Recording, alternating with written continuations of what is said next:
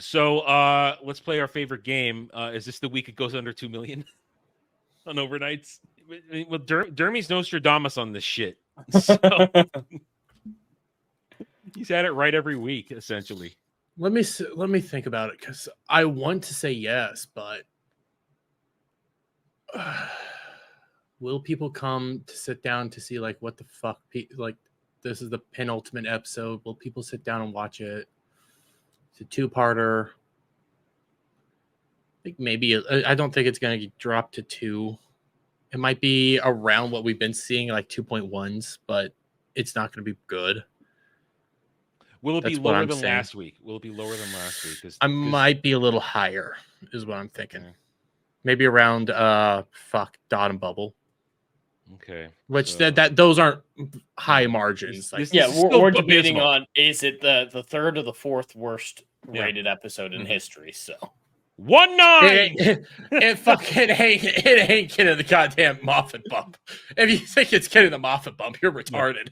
I'm sticking with 1-9. I'm gonna be right eventually. I don't think it's gonna drop below 2, because there is, like Jeremy said, the little spike with finales. Usually the beginning and the end of a season is where you see the best consistency and a little bit of a bump.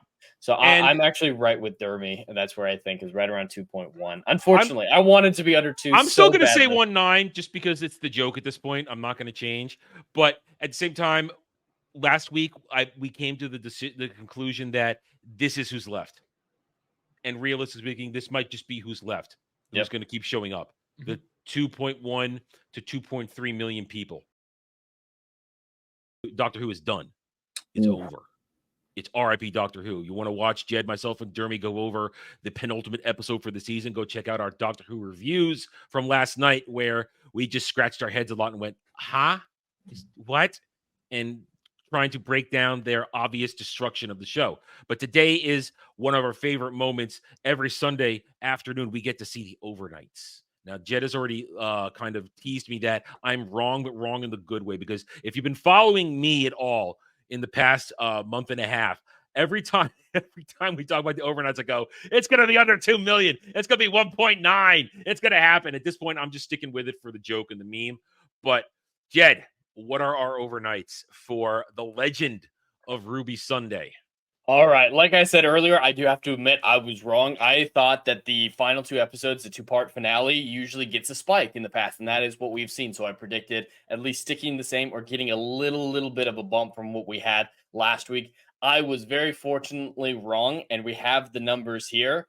The Legend of Ruby Sunday is officially the lowest rated overnight viewership for Doctor Who in its history. It got below Boom, which was the previous one a few weeks ago. So 2.02 million people watched this episode overnight.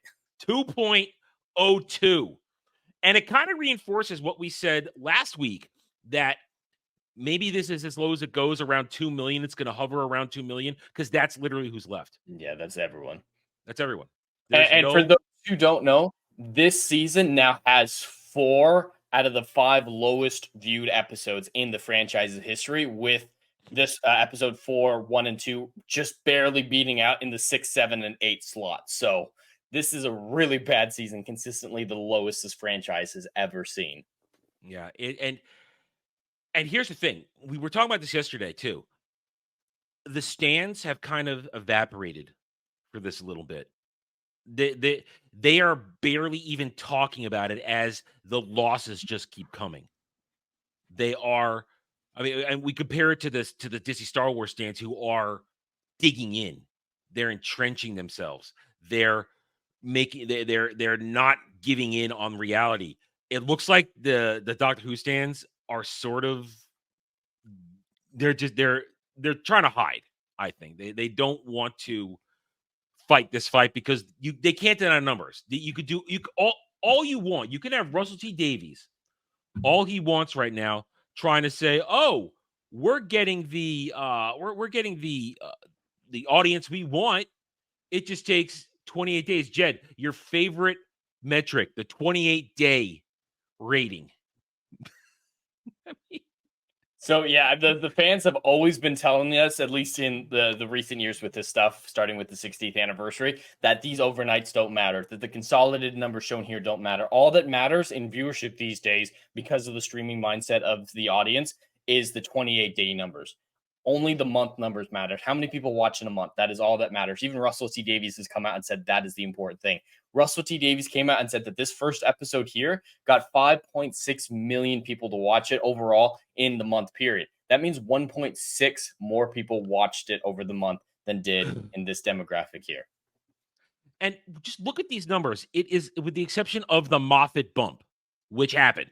The Moffat bump happened. It was tiny, but it did exist. It happened, but then it dropped 500,000, and you look at right there in the overnights, it has steadily dropped, and it has dropped in the consolidated after the bump. It goes down. I might get my wish with the finale, Jed. You might. Definitely might. The surprising thing, though, is no one is talking about the theatrical release of this episode. I just looked it up now. There are no box office numbers. Of course, they'd be minuscule because they're only released in part of the UK. But I imagine those numbers would be public knowledge. And there's no one talking about Empire of Death. So I don't think anyone really went to see the theater to see these two-part episodes. So no one knows what's in Empire of Death because no one went to go see it. If I had gotten up early enough today, if I had woken up not too close to the show starting, I would have kind of like maybe gone to the beach and see if Jack Sparrow was making a delivery, if anybody had taken a recording of Empire of Death. But I didn't get around to that because I wanted to eat eggs and ham and a bagel for breakfast before this. So, but that's the thing. Nobody cares because we have the documentation too. This thing, Samba released its months for the past couple of weeks. It's numbers for the past week, like a week ago. And Acolyte made it on, barely made it on, but it's the only Disney Plus show on there because we got to remember, this is Disney Doctor Who. It airs on Disney Plus first at 9 p.m. Eastern every Friday. Nobody's watching this in the West. Not enough people are watching it for somebody to even register it. It's not going to break into the Nielsen's. I can guarantee in another week or so, it's not going to break into the Nielsen's. And then that means you can make the projections.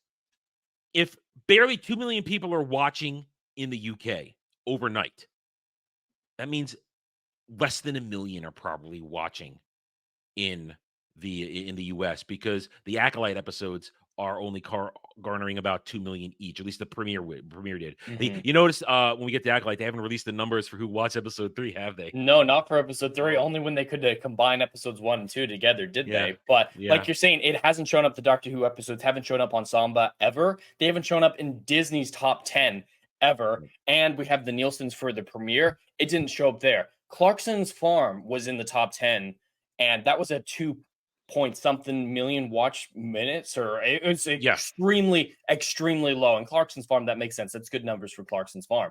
But Doctor Who should destroy Clarkson's Farm, but it doesn't even register in the top 10 in any of the categories that Nielsen provides. So there's no way for us to know what the Disney Plus numbers are, besides that they're so low that they're not even getting reported. So we can draw our own conclusions from there just to say it's abysmal. Thanks for watching, everyone. If you enjoyed the video, hit that like button, subscribe to the channel, check out my gaming channel at Renaissance Nerd Arcade, and follow me on X Twitter under @TheRedNerd. Thanks again for watching.